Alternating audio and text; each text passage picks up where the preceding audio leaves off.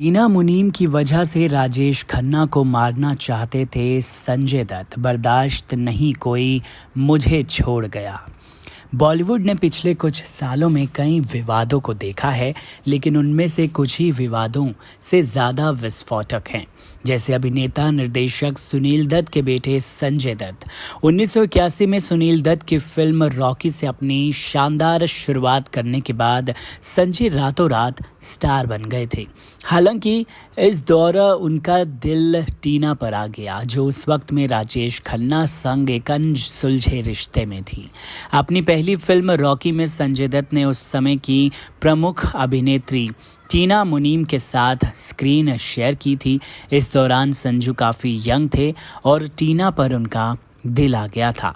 कहा जाता है कि टीना भी उनकी तरफ झुक गई थी, लेकिन जैसे जैसे संजय की ज़िंदगी में उथल पुथल मची, वैसे वैसे उनके रिश्तों में भी दरार आने लगी।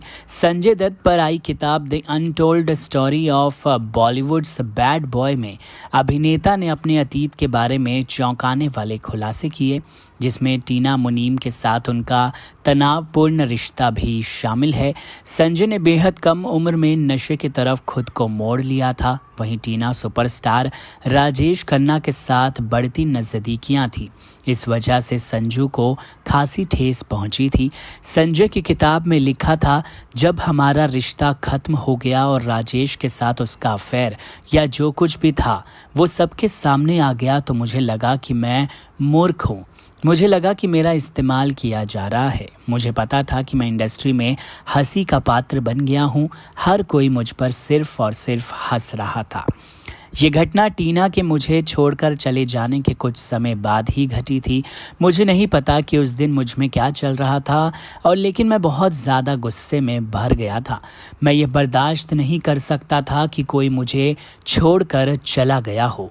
इसलिए गुस्से में मैंने राजेश को पकड़ने की कसम खा ली थी, जो पास के एक स्टूडियो में शूटिंग कर रहा था। वो बाहर आया और एक कुर्सी पर बैठ गया। भी उससे ठीक सामने एक कुर्सी खींची और उसके ठीक सामने मैं भी बैठ गया, और फिर मैं उसे देखता रहा और वो पूरी तरह से पागल हो गया।